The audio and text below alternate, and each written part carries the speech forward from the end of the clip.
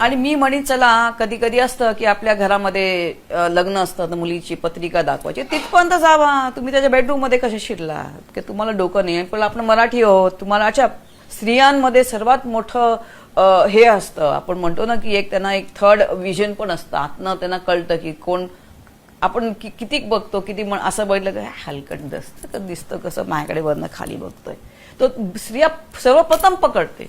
तर तुम्ही कोणाकडे हात दाखवायला जातात, तुम्ही कोणाकडे तुमची पोथी दाखवतात कुंडलिनीची, आपला जन्मपत्रिका, तुम्ही त्याच्या बेडरूम मध्ये कसे शिरलात मला नाही समजलं ते. पण आई जागा तुम्हाला वाटलं तुम्ही निर्बला, तुम्हाला कळलं नाही आणि फटके मारून निघायचा होता. येऊन फटकन केस तर ऍटलीस्ट 50 बायका वाचल्या असत्या. ऐकलं ममता कुलकर्णी यांनी काय सांगितलंय? त्यांनी सांगितलं की त्या ज्या महिला आहेत, ज्या भोंदूबाबा अशोक खरातकडे जात होत्या, त्या त्याच्या बेडरूम पर्यंत का जात होत्या आणि त्या ठिकाणी गेल्यानंतर त्यांनी त्याला जोरदार विरोध का केला नाही? कारण की कुठल्याही महिलेला एक सेन्स असतो. जर कोणी वाईट नजरेनं जरी बघत असलं, कोणी चुकीच्या उद्देशानं टच करत असलं, स्पर्श करत असलं, तरी सुद्धा महिलांना ते तात्काळ कळतं. मग तो भोंदूबाबा अशा पद्धतीनं पकडत होता, टेबलवर बसत होता, ते महिलांना कळालं नाही का? महिलांनी त्याला त्याच ठिकाणी जोरदार विरोध का केला नाही? त्याच्या विरोधात रीतसर तक्रार दाखल का केली नाही? असा प्रश्न ममता कुलकर्णी यांनी उपस्थित केला आहे. पण मात्र या संपूर्ण प्रकरणाचा विचार केल्यानंतर एक गोष्ट आपल्या लक्षात येते की ज्या पद्धतीनं त्या भोंदूबाबाच्या विरोधात गुन्हा दाखल झालेला आहे, त्याच्यामध्ये सांगितलेलं आहे की तो भोंदूबाबा महिलांना गुंगीचं औषध देत होता, भावना उत्तेजित करण्याच्या पॉवरच्या गोळ्या त्याच्यामध्ये टाकत होता, त्याच्यामध्ये स्वतःचं काहीतरी लघुशंका सुद्धा टाकून ते महिलांना पाजत होता. त्याच्यामुळे त्यांना गुंग येत होती, त्यांची शुद्ध हरपत होती. मग या सगळ्या गोष्टीचा फायदा घेऊन ते महिलांना संमोहित करायचा. मागच्या जन्मी तू माझी राधा होती, मी तुझा कृष्ण होतो, अशा पद्धतीनं गोड गोड बोलून मिठी मारायचा, टेबलवर बसवायचा आणि मग अशा पद्धतीचं कृत्य तो महिलांसोबत करायचा. आणि मग हा सगळा प्रकार घडला की त्याच्यानंतर महिलांना जीवे मारण्याच्या धमक्या सुद्धा द्यायचा. एकतर तुझा संसार उद्ध्वस्त होईल, तुझा नवरा मरून जाईल, असं होईल, तसं होईल, तसं होईल, असं सांगून सांगून त्यांना तो भीती दाखवायचा आणि भीती दाखवून वारंवार अशा पद्धतीचं कृत्य करायचा, असं त्या ठिकाणी महिलांनी सांगितलेलं आहे.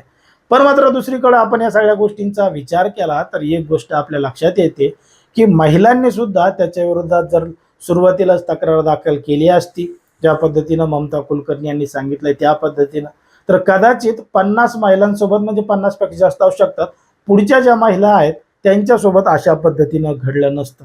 जर या आता जी केस उघड झाली, ज्या महिलेनं सुरुवातीला गुन्हा दाखल केला, त्या महिलेनं जर अजूनही केस दाखल केली नसती तर कदाचित हा प्रकार अजून कितीक लोकांसोबत घडला असता याचा विचार न केलेलाच बरा.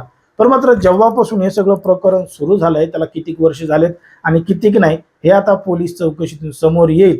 पण मात्र आतापर्यंत त्या पुरुषांनी, त्या आरोपीनं अनेकांचं आयुष्य बर्बाद केलेलं आहे, अनेकांचे संसार उद्ध्वस्त केलेले आहेत, अनेकांची आर्थिक लूट सुद्धा केलेली आहे. मग जो असा आरोपी आहे त्याच्यावर लोकांना विश्वास कशाला ठेवायला पाहिजे? आता लोकांनी, महिलांनी त्याच्यावर विश्वास ठेवला, तो जसं जसं ऐकतं तसं करत गेल्या, म्हणूनच हा सगळा प्रकार घडला. आता याच्यामध्ये तो आरोपी सुद्धा दोषी आहे, पण मात्र ज्या महिलांनी त्याला साथ दिलाय त्या सुद्धा त्याच्यामध्ये दोषी आहेत. कारण की अन्याय करणाऱ्यापेक्षा अन्याय सहन करणारा गुन्हेगार मोठा असतो, असं देखील या ठिकाणी आपल्याला समजतं. म्हणून त्या महिलांनी सुद्धा पुढे यायला पाहिजे, त्याच्या विरोधात अजूनही रीतसर तक्रार दाखल करायला पाहिजेत, गुन्हे दाखल करायला पाहिजेत, जेणेकरून अशा पद्धतीची कृत्य करण्याची हिंमत इथून पुढं कोणी करणार नाही.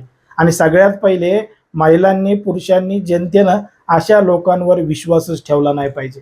कारण की कोणी कोणाचं आयुष्य बदलू शकत नाही, कोणी कोणाचं भविष्य सांगू शकत नाही. जर त्यांना त्यांचं भविष्य कळालं असतं तर आज त्यांची अवस्था ही नसली असती. आणि त्याच्यामुळं कोणीही कोणावर विश्वास ठेवला नाही पाहिजे आणि जनतेनं सतर्क आणि सावध राहिलं पाहिजे, असं एकंदरीत आपल्या ठिकाणी वाटतं. आता तुम्हाला काय वाटतं ते तुम्ही अगदी स्पष्टपणे कमेंटमध्ये सांगा. आणि अशाच पद्धतीचे नवनवीन व्हिडिओ पाहण्यासाठी आपल्या चॅनलला लगेच सबस्क्राईब करायला सुद्धा विसरू नका. कारण की कोणाच्याही भावना दुखवणं, कोणाचंही मन दुखवणं हा आपला उद्देश नाही. समाजामध्ये जे घडतंय, मीडियामध्ये जे दिसतंय तेच सांगायचं काम आपण ठिकाणी करत असतो.